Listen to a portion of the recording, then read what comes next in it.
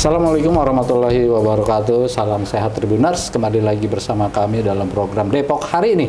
Depok Hari Ini masih bersama dengan anggota DPRD Kota Depok dari fraksi PKB, Mas Siswanto. Assalamualaikum Mas. Waalaikumsalam warahmatullahi wabarakatuh. Mas Sis ini berada di Komisi D DPRD Kota Depok dan jabatannya sebagai Sekretaris Komisi D yang membidangi pendidikan dan kesehatan ya. Sosial, olahraga, budaya, tentang ada 11 leading sektor. 11 leading sektor ya. Tentang anak muda semua. Tapi ini yang lagi rame nih di Kota Depok nih. Banyak terjadi tawuran pelajar, sampai korban jiwanya nggak beres-beres. Kemudian pelecehan seksual terjadi di lingkungan sekolah. Sebenarnya apa sih yang terjadi di Kota Depok ini? Kalau menurut saya sudah menjadi karakter masyarakat perkotaan ya, masyarakat perkotaan di mana sangat potensial untuk memunculkan kenakalan remaja ya.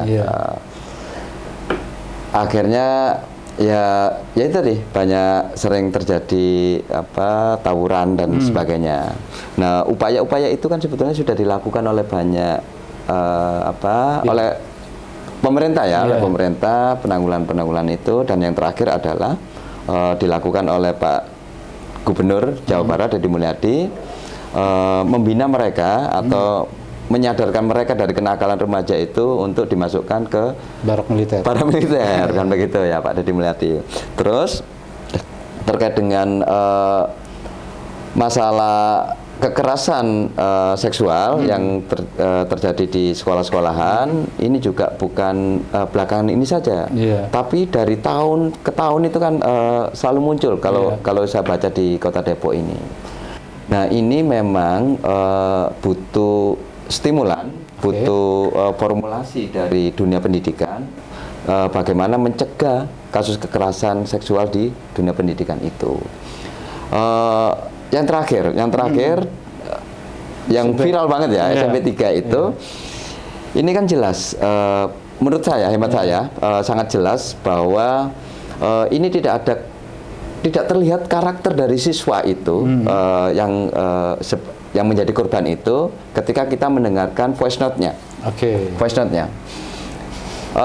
Harapan saya terhadap pelajar atau siswi di Kota Depok ini punya karakter tersendiri, punya karakter yang kuat untuk melawan tindakan-tindakan yang asusila itu. Ini kan berbeda dengan yang voice note yang bertebaran di media sosial itu, bahwa ketika gurunya merayu, ini kemudian disambut, gayung bersambut lah ya dengan siswinya itu. Kenapa tidak ditolak? Jangan kurang ajar Pak, jangan yang sopan. Nah, kalau itu kan bisa. Kalau siswa atau siswi ini punya karakter dalam membaca norma dan kesusilaan. Nah, ini yang lagi kita dorong di Komisi D ini, pendidikan karakter inilah yang harus dikuatkan. Pendidikan karakter ya? Iya, pendidikan karakter, Mas Doni, yang harus kita kuatkan sehingga murid bukan berarti untuk mengajarkan pada murid melawan guru, tidak. Tapi ada batas-batasannya.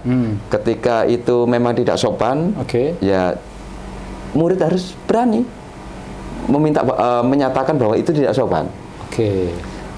Ungkapan itu tidak sopan dan risih dan sebagainya lah ya, sehingga untuk mengurangi terjadinya peristiwa-peristiwa yang menurut saya sangat miris di Kota Depok ini. Laporan dari Komisi D itu sepanjang 2024 kemarin itu ada belasan kasus pelecehan seksual terhadap anak didik atau pelajar. Nah, kira-kira apa stimulan yang sedang dilakukan Komisi D? Ya, saya baca sebetulnya mengantisipasi semua itu, teman-teman yang ada di Kota Kembang ini sudah membahas atau sudah mewujudkan aturan-aturan, ketentuan-ketentuan perda sejak 2013 bahkan yang terakhir 23 kemarin ada revisi Perda Perlindungan Anak yang memuat poin-poinnya atau klausul-klausulnya di pasal-pasal itu ya termasuk perlindungan anak dari tindak kekerasan seksual. Apa tuh? Mungkin bocorannya seperti apa sih? Di sekolah itu harus ngapain sih gitu? Ya, saya belum baca detailnya ya, belum baca detailnya pasal demi pasal di perda itu. Tapi saya pikir bukan masalah pasalnya ini, tapi kekurangan mensosialisasikan isi perda itu kepada masyarakat. Sehingga saya yakin di perda itu ada misalkan masyarakat yang merasa menjadi korban kekerasan seksual dan sebagainya, terutama kalangan pelajar, ini sebaiknya melaporkan atau diberi perlindungan, perlindungan hukum dan sebagainya. Tapi kalau perda ini tidak disosialisasikan, maka korban ini kadang speak up, mau speak up. Kalau sekarang aja speak up ya. Kalau dulu kan nggak ada, milih ngumpet, milih apa? Berdiam diri lah. Dengan traumatiknya ya, menikmati trauma-trauma itu. Saya pikir perlunya sosialisasi perda, perda apapun, sehingga masyarakat memahami bagaimana apa antisipasinya, apa pendekatannya supaya tidak terjadi tindakan-tindakan yang asusila tadi itu. Menarik gini. Jadi memang kalau pengajar tidak diberi tahu, tidak diberi informasi tentang hak-hak mereka di sekolah, saya pikir ini akan menjadi peristiwa terulang lagi. Betul. Ya, karena sekarang itu hampir mungkin 45% pengguna media sosial itu adalah para pelajar. Jadi kalau pelajar tidak diberitahu, tidak diberi informasi, edukasi dan distimulasi oleh konten-konten di media sosial akan tambah berbahaya sebetulnya. Betul ya? Setuju. Jadi memang kita harus bergerak langsung ke para pelajar.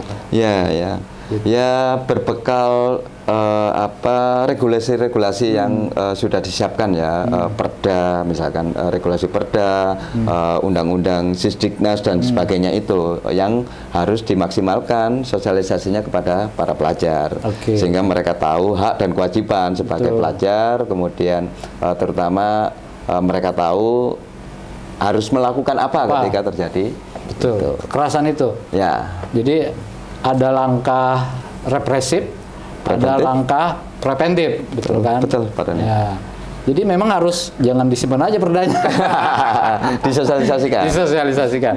Nah, kemudian bagaimana dengan kasus tawuran pelajar yang kita tahu sendiri, kalau di media sosial dibawa yang panjang-panjang yang menyeramkan itu, mungkin apa upaya yang jitu gitu ya? Apa mungkin cukup dengan barak militer? Ya nggak cukup sih sebenarnya. Harus banyak varian formulasi untuk mengatasi itu. Ya salah satunya kemarin selain barak militer, ini kemudian ada jam malam. Jam malam. Ya memang kontraproduktif ya. Dari mana kita memandang soal kebijakan itu bagi para aktivis perlindungan anak misalkan itu dianggap membatasi ruang gerak, ruang lingkup anak-anak mengembangkan potensinya. Tapi bagi aktivis anti kriminal ya kalau sepakat kan, anak-anak remaja tidak boleh keluar rumah, harus masuk ke rumah masing-masing. Saya juga sepakat karena tindak kriminal itu terjadi pada malam hari sampai dini hari. Ya maksudnya dua varian itu kalau bisa terus ditambah sehingga muncul kesadaran nanti itu bahwa remaja ini menggunakan masa produktifnya untuk mengembangkan diri ya, menggali potensinya, bukan untuk digunakan tawuran di lingkungannya. Itu mungkin Pak Doni itu. Jadi itu sebagai salah satu upaya kali ya, bagaimana di malam hari selepas pukul 21 para pelajar itu bisa mungkin bersosialisasi dengan keluarga, beraktivitas, belajar gitu ya.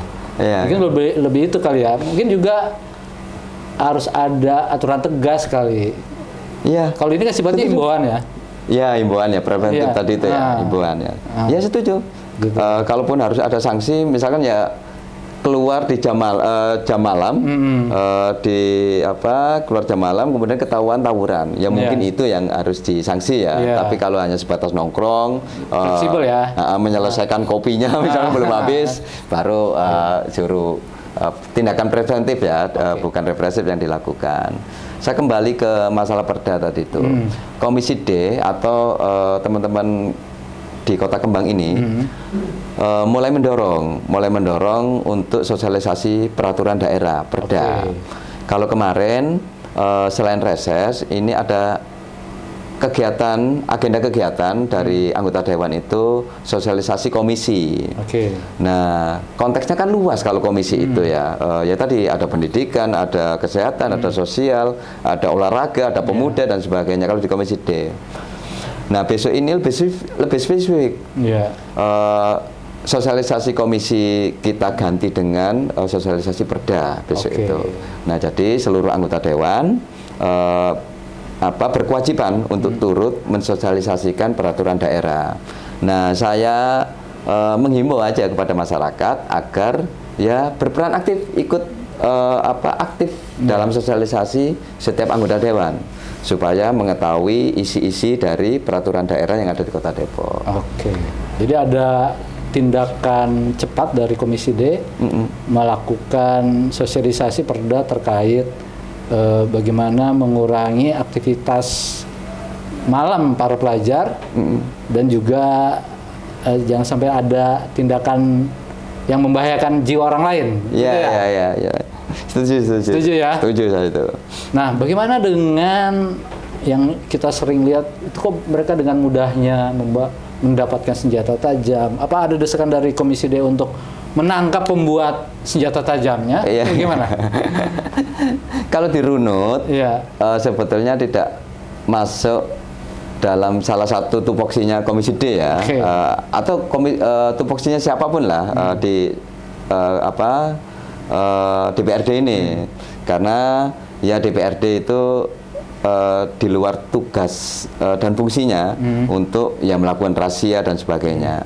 DPRD itu ya selain urusan legislasinya, membuat perda, kemudian penganggaran, dan satunya adalah pengawasan.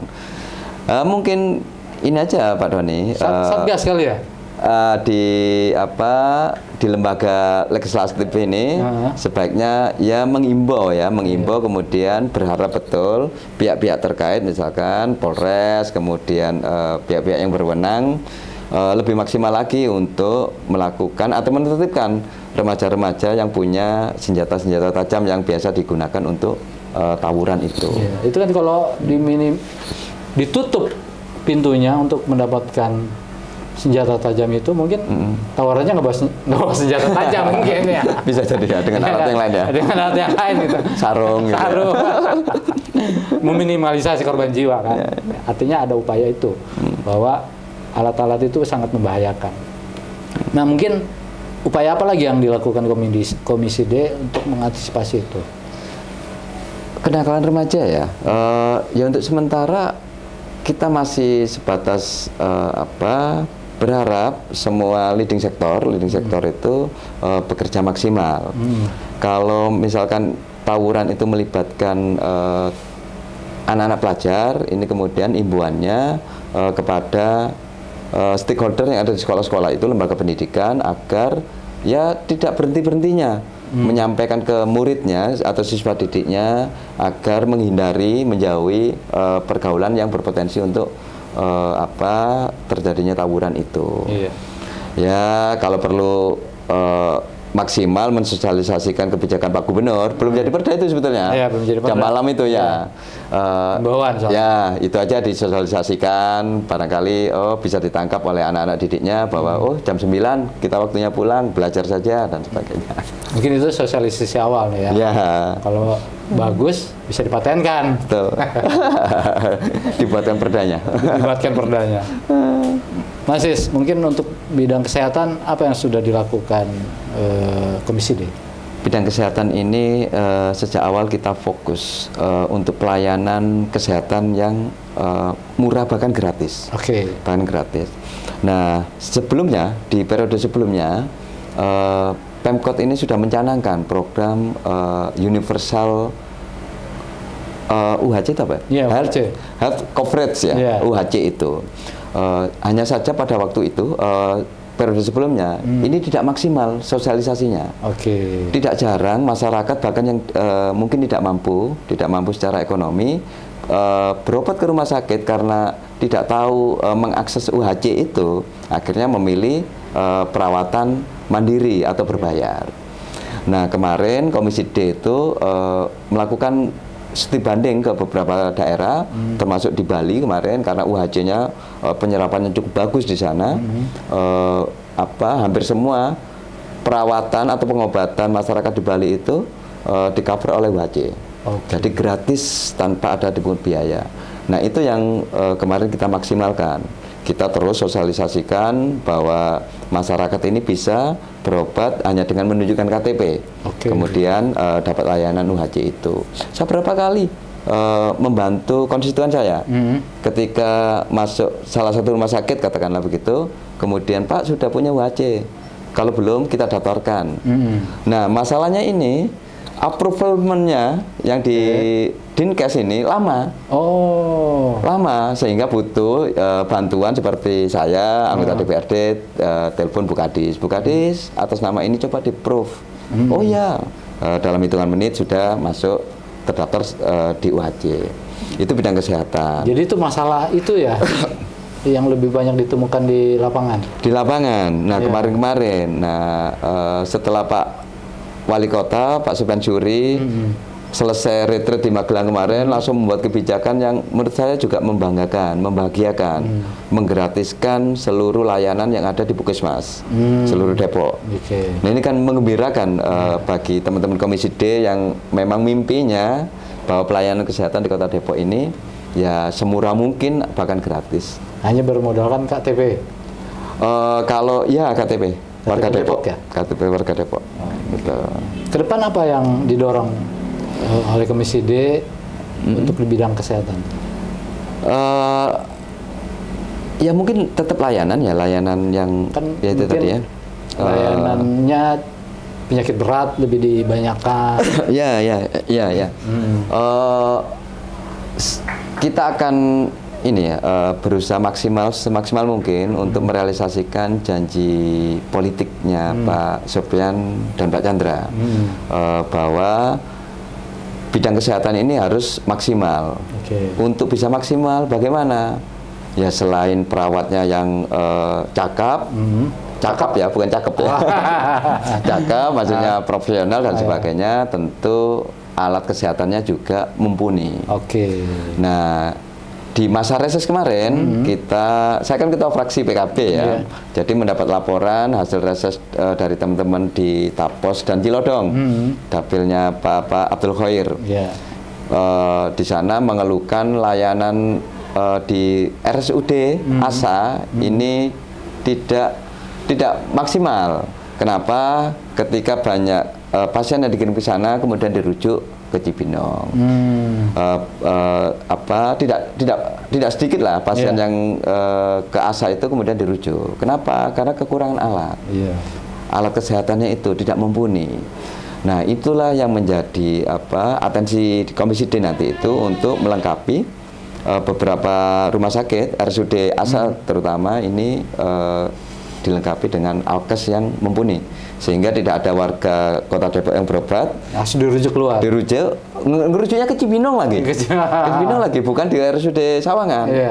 Tapi kan BPJS ya, layanan BPJS menggunakan sistem regional ini ya memungkinkan untuk merujuk ke rumah sakit terdekat. Nah, kalau ASA ini kan dekatnya dengan Cibinong. Selemparan batu lah dari Tapos. Demikian Tribuners, bincang-bincang kita dengan Mas Siswanto, Sekretaris Komisi D dan Ketua Fraksi PKB DPRD Kota Depok. Jangan kemana-mana, tetap di Depok Hari Ini. Assalamualaikum warahmatullahi wabarakatuh. Waalaikumsalam warahmatullahi wabarakatuh. Terima kasih Mas.